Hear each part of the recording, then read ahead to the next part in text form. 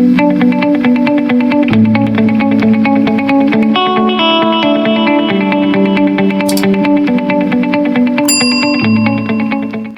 buruh kembali turun ke jalan.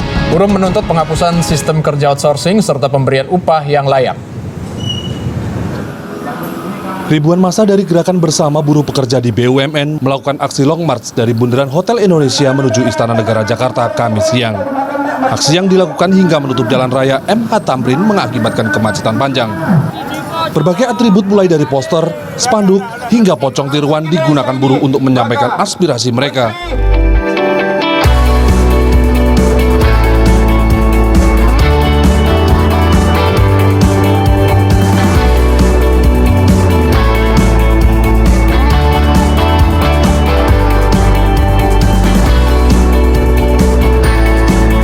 Selamat bertemu lagi dengan A di home screen.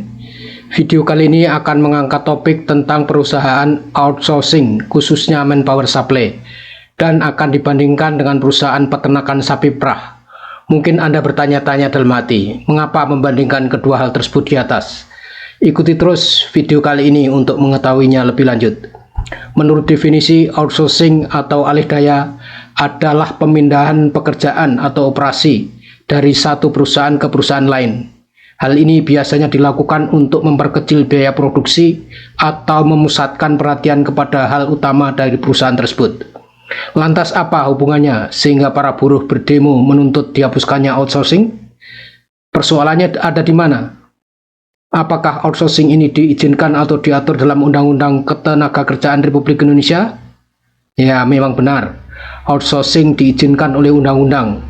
Dalam Undang-Undang Ketenagakerjaan Nomor 13 Tahun 2003 Pasal 64 tertulis, perusahaan dapat menyerahkan sebagian pelaksanaan pekerjaan kepada perusahaan lainnya melalui perjanjian pemburuan pekerjaan atau penyediaan jasa pekerja (buruh) yang dibuat secara tertulis. Dengan berdasarkan undang-undang tersebut, maka muncullah banyak perusahaan outsourcing, khususnya manpower supply, yang akan menyediakan para pekerja atau buruh ke perusahaan-perusahaan yang membutuhkannya, yang sering disebut perusahaan klien. Kalau dilihat klasifikasinya, maka para pekerja diklasifikasikan menjadi dua, yaitu pekerja kerah putih dan pekerja kerah biru. Biasanya yang sering berdemo itu pekerja dengan klasifikasi kerah biru, atau mungkin sering disebut dengan buruh. Lalu seperti apa hubungan antara perusahaan klien, para pekerja atau buruh, dan perusahaan outsourcing tersebut?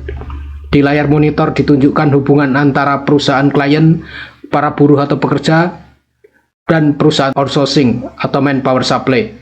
Dari gambar terlihat bahwa perusahaan klien mempunyai hubungan kontraktual dengan perusahaan outsourcing, dan perusahaan outsourcing mempunyai hubungan kontraktual pula dengan para pekerja atau para buruh. Para pekerja atau para buruh bekerja di bawah arahan manajemen perusahaan klien, akan tetapi digaji oleh perusahaan outsourcing. Perusahaan klien akan membayar jasa dari para pekerja atau buruh ke perusahaan outsourcingnya, dan perusahaan outsourcing akan membayar gaji para pekerja atau buruhnya tersebut. Disinilah perusahaan outsourcing akan mendapatkan fee atau uang jasa karena menyediakan para pekerja atau para buruh ke perusahaan klien. Perusahaan outsourcing akan terus menerima fee atau uang jasa dari para kliennya selama para pekerja atau buruh yang dipekerjakannya masih bekerja di perusahaan klien tersebut. Sebenarnya apa yang dilakukan perusahaan outsourcing sehingga menerima fee atau uang jasa terus-menerus selama para pekerja atau para buruh masih bekerja di perusahaan klien? Menurut pengalaman saya sebagai pekerja kerah putih, dan ini mungkin berbeda untuk pekerja kerah biru, dan juga berbeda pula mungkin dengan pengalaman orang lain. Sebenarnya yang dilakukan atau diusahakan oleh perusahaan outsourcing tidaklah terlalu banyak. Mungkin mereka mempunyai power untuk lobby-lobby ke perusahaan klien untuk mengikuti tender ataupun dengan penunjukan langsung sehingga mendapatkan kontrak pekerjaan. Perusahaan outsourcing mengiklankan lowongan pekerjaan atau mencari personil yang sesuai dengan kriteria yang diminta oleh perusahaan klien. Dalam proses penerimaannya, yang mewawancarai calon pekerja juga personil dari manajemen perusahaan klien. personil perusahaan outsourcing hanya sebagai penghubung saja. Semua keputusan dilakukan oleh personil manajemen perusahaan klien.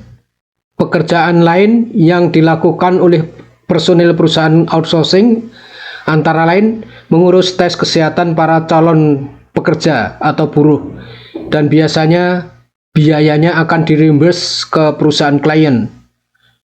Mengurus timesheet para pekerja dan dipakai sebagai dasar klaim ke perusahaan klien. Juga soal asuransi. Banyak hal yang diurus oleh personil perusahaan outsourcing tersebut juga sebenarnya dilakukan oleh para personil di perusahaan klien. Lalu apa hubungannya dengan perusahaan peternakan sapi perah? Di layar monitor terlihat perbandingan keduanya. Kedua perusahaan ini sama-sama mendapatkan keuntungan dari apa yang dipeliharanya. Perusahaan outsourcing manpower supply akan mendapatkan fee atau uang jasa dari setiap pekerja yang bekerja di perusahaan klien, dan perusahaan peternakan sapi perah akan mendapatkan susu dari sapi yang dipeliharanya. Tetapi kalau dibandingkan tingkat usahanya, perusahaan peternakan sapi perah tentunya memerlukan usaha yang lebih berat. Perlu memberikan makanan sapi setiap hari, menjaga kesehatan sapi, memerah susu, juga membersihkan kandang sapinya, serta menjual susu sapi hasil produksinya untuk mendapatkan uang. Tetapi perusahaan outsourcing hanya dengan mengurus sedikit beban administrasi saja, maka para pekerja atau para buruh sudah otomatis bekerja dengan sendirinya dan akan mendapatkan fee atau uang jasa setiap bulannya dengan mengajukan klaim ke perusahaan klien. Selanjutnya, untuk klasifikasi pekerja kerah biru, sebagai contoh tentang UMP-nya, upah minimum provinsi tahun 2020.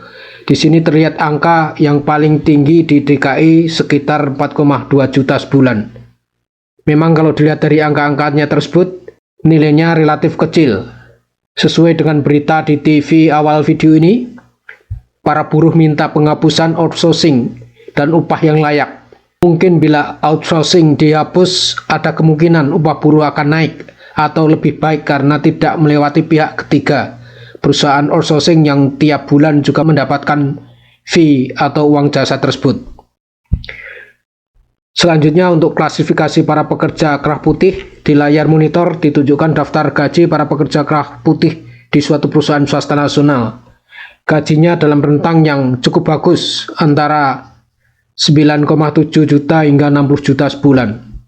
Semua pekerja ini juga merupakan pegawai perusahaan outsourcing dengan status kontrak, tetapi dengan besaran gaji yang jauh di atas para buruh. Di layar monitor juga terlihat persentase yang diambil oleh perusahaan outsourcing yang mereka sebut sebagai service fee, yang besarannya mungkin bisa berlainan atau bervariasi antar perusahaan outsourcing manpower supply tersebut. Dari contoh tersebut, perusahaan outsourcing mengambil besaran 11% dari klaim para personil yang dipekerjakannya untuk staf nasional, sedangkan untuk staf expatriate sepertinya mengambil angka fixed rate. Di situ terlihat $2.000 atau sekitar 29 juta rupiah. Dari data yang ditampilkan di depan terlihat ada fakta bahwa para pekerja kerah biru menerima upah atau gaji relatif kecil jika dibandingkan dengan para pekerja kerah putih. Mungkin gaji atau upah yang mereka terima belum bisa memenuhi kebutuhan hidup layak minimal menurut persepsi para buruh. Sekian video kali ini, dan apabila Anda mendapatkan manfaat dari video ini, silahkan subscribe, like, dan share ke teman-teman Anda. Mungkin mereka juga memerlukan informasi yang ada di video ini. Terus belajar untuk meningkatkan kualitas hidup. Terima kasih dan sampai jumpa lagi di video selanjutnya.